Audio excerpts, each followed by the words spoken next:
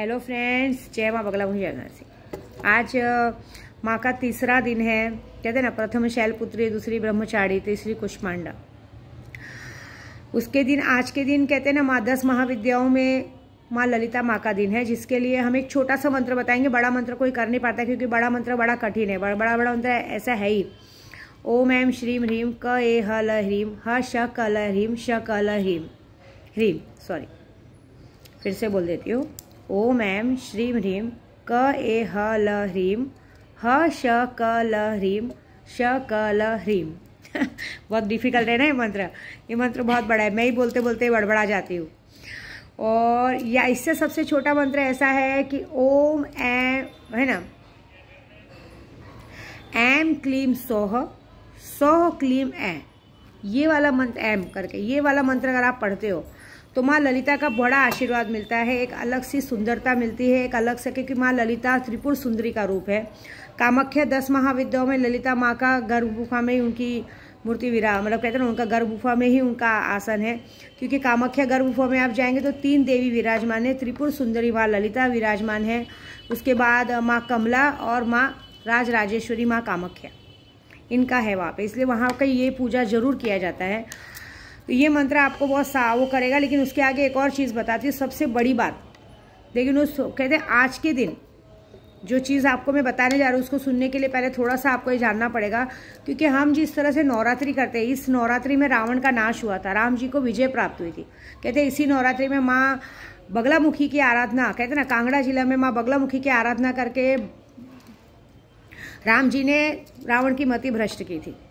रावण की मति भ्रष्ट की थी, जिसकी वजह से आज रावण का अंत हो पाया था। और इन नवरात्रों में 9 दिनों की जो पूजा होती है, इसमें सबसे विशेष ध्यान ये रखना है कि अगर आप दुर्गा सप्तशती नहीं पढ़ सकते तो एटलीस्ट कुंजी का स्त्रोत कीजिए।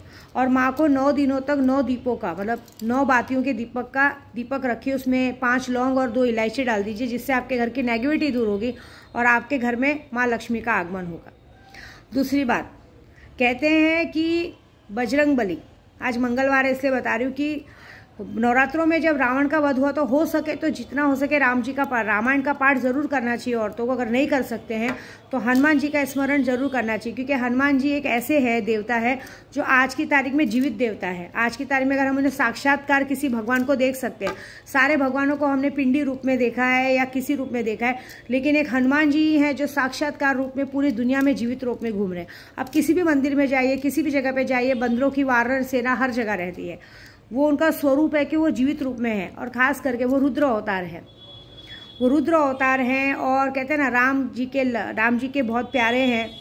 कहते हैं ना, रामदूत, राम जी के प्यारे हैं, जो सदा अपने आप को राम जी के चरणों में रखना पसंद करते हैं। और दूसरी बात, सबसे बड़े रखवाले माता जी का कोई भी मंदिर चले जाओ, वैष्णो मंदिर चले जाओ, हमारे विंध्यवासिनी चले जाओ, किसी भी मंदिर में जाओ, आपको वो उनकी रक्षा करते मिलेंगे ही मिलेंगे।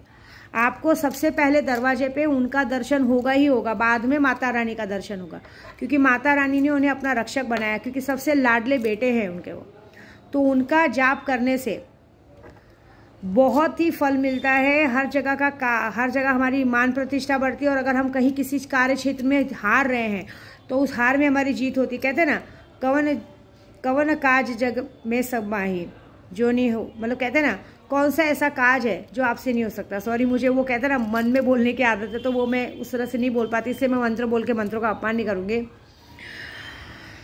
बस ये है कि कहते हैं ना, कौन सा ऐसा काज कठिन है जो भगवान आपसे नहीं हो सकता।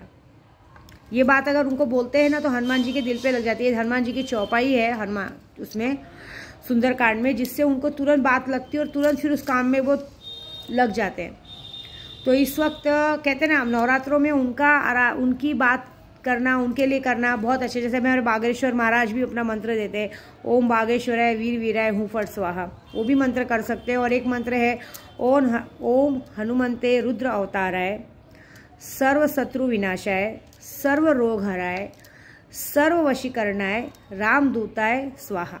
ये मंत्र भी अगर आपने एक माला भी किया ना तो बहुत बड़ी बात होती है। और अगर लगता है कि किसी ने हमारे घर में दुश्मनों की टीम आ गई है और हमें कहीं पे ऐसी कहीं छुटकारा नहीं मिल रहा है, तो जैसे मैंने भी ये टोटका किया है। मैंने एक पान के पत्ते पे श्री राम लिखा है। पंखा चालू था लेकिन राम जी का प्रताप इतना अच्छा है कि पत्ता बिल्कुल भी उड़ा नहीं। ये लौंग मैंने इसलिए रखा है कि लौंग के कहते हैं ना, हम लोग जब जप करते हैं ना तो जप की गिनती चाहिए रहती है, तो गिनती इधर उधर ना हो करके लौंग से हम गिनती करते हैं, फिर लौंग में गिनती करने से लौंग में ताकत आती है। तो ये लौंग रखा है, ये ताले मैंने रखे, एक ताला, ये ताला कुछ काम से रखा वो नहीं बता सकती, और ये सिंदूर रखा है। अब ये सिंदूर, लौंग और ये पान का पत्ता जाके हनुमान जी के मंदिर में हम बीड़ा रखेंगे, जिससे हनुमान जी का आशीष होगा। हो सके तो 1.25 किलो लड्डू रख लीजिए, क्योंकि आज मंगलवार है, और अपनी हर विपदा उनको बोलिए, और बोलिए कि कवन काज जगत, कहते कवन काज कठिन जग माही, जो नहीं हो तात तुम पाही। मतलब कौन सा ऐसा कठिन काज है भगवान जो आपसे नहीं, आप नहीं कर सकते, और कौन कर सकता है, क्योंकि आप तो रुद्र अवतार हैं, अंजनी के लल्ला हैं, राम जी के दुलारे हैं, माता रानी के दुलारे हैं, तो आपको हमारी विघ्न हरना ही पड़ेगा, ऐसी बात है। तो ये अभी मैं मंदिर में जाके रखूँगी, क्योंकि मंदिर में सतचंडी पाठ चालू है, तो मुझे डेली सतचंडी पाठ के लिए भी मंदिर में जाना पड़ता है। और सबसे बड़ी बात, नवरात्रों में एक बात का ध्यान रखें, हमने नारियल को प्रतिमा के रूप में, नारियल देखिए, हम माता रानी की तस्वीर रखते हैं, लेकिन हमारी आस्था विश्वास हो नारियल का जो घट स्थापना करते हैं, तो घट स्थापना अगर एक बार नारियल हो गया तो हमें नवरात्रों में नारियल पानी नहीं पीना चाहिए, और नारियल को भी किसी फलाहार में नहीं डालना चाहिए। जैसे कल मेरे भाई ने गलती से सिंघाड़े के आटे में नारियल के टुकड़े डाल दिए थे, तो हमने उसे नहीं खाया था, क्योंकि नारियल को रूप में तो माँ को हमने बिठाया है, तो माँ, नारियल हम फोड़ते भी नहीं है 9 दिन, तो नारियल कैसे खाएंगे। काजू बादाम, माँ को काजू बादाम मिश्री मेवा तो उनको भोग में चढ़ता, तो वो हम नहीं खा सकते, ऐसी बात है। इसमें एकदम सादा, मतलब कहते हैं अभी आजकल साबूदाने का सीजन तो है, लेकिन तो भी हम लोग में साबूदाना ऐसे भी कहेंगे तो मिर्ची का करते हैं। कोल्ड ड्रिंक नहीं पीते, कितने लोग कोल्ड ड्रिंक पी लेते हैं, रेड बुल पीते हैं, सब कुछ भी नहीं चलता। मैं आपको जो अभी आजकल चल रहा है वो बता रही हूँ। आज की तारीख में उपवास का मतलब हो गया है, तो उपवास में पता नहीं क्या क्या निकल गया, एक दाल चावल बाकी बचा है, बाकी सब निकल चुका है। लेकिन ऐसे नहीं, जब तक आप अपने पेट को जलाओगे नहीं, भूखा रखोगे नहीं, तब तक माँ को कैसे पाओगे। अगर हम पेट भर के खा लेंगे तो मतलब क्या है उस चीज़ का, कोई मतलब नहीं रह जाता ना। दूसरी बात, हमें माता रानी की पूजा करें तो हमें अपने घर में किसी से झूठ नहीं बोलना है, किसी की बुराई नहीं करनी, किसी की चुगली नहीं करनी है। अगर हम किसी के लिए बुरा सोच रहे, किसी के लिए बुरा बोल रहे हैं, तो वो बहुत गलत हो जाता है, फिर माँ रुष्ट हो जाती है। सबसे पहले हमें अपने पति के लिए, पति से झूठ नहीं बोलना है। पति के, कहते हैं कितनी औरतों की आदत है, देखिए मैं तो अपनी 19 साल की शादी में कभी भी आज तक अपने पति का ना पर्स चेक की, ना मोबाइल चेक किया। लेकिन अगर सही में अगर आपको लगता है कि आपके पति पे आपको शक है और आपको मोबाइल, मेरे पास ये औरतों का मैसेज आया कि ऐसा ऐसा हो जाता है, तो अगर आपको लगता है कि आपके पति को मोबाइल चेक करना चाहिए तो उनके सामने उनको बोल के उनको चेक कीजिए। पीठ पीछे आदमी का मोबाइल या पर्स नहीं चेक किया जाता है, ये बैड मैनर्स। सिर्फ पति का ही नहीं, किसी का भी मोबाइल और पर्स नहीं चेक करना चाहिए, ये बैड मैनर्स है, क्योंकि इससे आप अपना विश्वास खोते हो। क्योंकि अगर एक बार आदमी ने रंगे हाथ पकड़ लिया तो अगर उस घर में कोई, समझो किसी और ने भी कुछ चोरी की होगी ना, तो भी नाम आप पे ही आएगा कि आपने ही ये चीज़ गलती की है, आपने, क्योंकि इंसान फिर विश्वास पात्र नहीं रह जाता। फिर आप कहीं भी जाएंगे, हर जगह आपको शक की नज़र से जगह जाएगा। ये सिर्फ आदमी के, औरतों के लिए नहीं, आदमी लोग के लिए भी ये बात कही जाती है, ऐसी बात है। ये सारी बातों का ध्यान देना चाहिए। दूसरी बात, नवरात्रों में माँ 9 दिन के लिए आती है, तो कितनी औरतें रहती है जो नहीं रहती सज सवर के, बिल्कुल नहीं। माँ जिस तरह से सज सवर के रहती है, माँ को भी सजा के रखिए और खुद को भी 16 श्रृंगार करके रखिए। 16 श्रृंगार करने से माँ हमें अखंड सौभाग्यवती होने का आशीर्वाद देती है। जो बांझ औरत है उनके लिए भी मैं आपको यही कहूँगी कि बांझ औरत जो है वो भी अगर माँ का दिल से व्रत करके, ज़्यादा कुछ नहीं, डेली सिर्फ कुंजी का स्त्रोत भी पढ़ेंगे ना, तो भी उनको आने वाले अगले नवरात्रि तक तो उनकी गोद भर चुकी रहेगी, ऐसी बात है। क्योंकि मुझे मेरी माँ पे बहुत विश्वास है। और दूसरी बात, मैंने यूट्यूब पे डाला था कि जो जो हमारी माँ विंध्यवासिनी को मानते हैं, जो यहाँ से बड़े हैं, जो यहाँ की वजह से बड़े हैं, जिनकी पहचान यहाँ से बनी है, वो आके माँ के दर्शन तो कीजिए। लेकिन भाई सब लोगों ने हमें इग्नोर किया, मतलब सब आज की तारीख में काम धंधे पैसे में इतनी बिजी हो गए हैं, पॉलिटिक्स में इतनी बिजी हो गए कि उनको माँ विंध्यवासिनी के लिए टाइम नहीं है। ठीक है, कोई बात नहीं है, मैं आपको सच बोलती हूँ। हाँ, मैं यहाँ विंध्याचल में विद्या देवी बैठी, दूसरे का नाम तो नहीं लूँगी, मैं अपनी माँ के पास बैठी हूँ, तो मैं अपनी माँ के नाते बोलती हूँ, जितने लोग भी इस जगह से अपनी पहचान बनाए हैं और आज जगह से पहचान बनाने के बाद माँ के लिए जरा सा भी टाइम नहीं है, जो माँ को इग्नोर कर रहे हैं ना, आने वाले समय पे ऐसा होगा कि आपके पास ना धन रहेगा, ना दौलत रहेगा, ना पैसा रहेगा, ना कारोबार रहेगा। आप फिर उसी जगह पे पहुँचोगे जहाँ से आप यहाँ से उठे थे। जिस लेवल पे आप थे और उस लेवल पे आके आपने माँ की आराधना की थी, फिर उसी लेवल पे पहुँचोगे। ना आपको कोई जानेगा, ना कोई पहचानेगा, फिर से आपको आना पड़ेगा।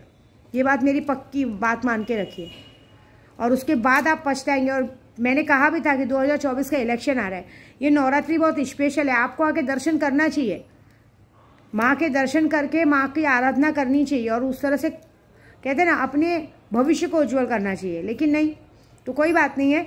ये कहते हैं ना विनाशकारी विपरीत बुद्धि, ऐसे भी इनको जिसकी इच्छा हो, इनकी मर्जी से सब दर्शन मिलता है। अगर इनको मन है आपको दर्शन कराना तो ही आप इनके दर्शन को आ सकते हो, नहीं तो नहीं आएंगे। क्योंकि इनके पास प्यार से आओ, माँ बोल के आओ, माँ बोल के आएंगे तो दर्शन देंगे। अगर ये अपने पैसे का घमंड लेके आएंगे ना तो दर्शन नहीं देंगे। मैंने देखा है कितने लोग आते हैं VIP स्टाइल में दर्शन करते हैं, सबको बाकी दर्शनार्थियों को हटा के दर्शन करके जाते हैं, ना भगवान के लिए 1 रुपया खर्चा करना, ना कुछ प्रसाद बांटना, ना कुछ करना।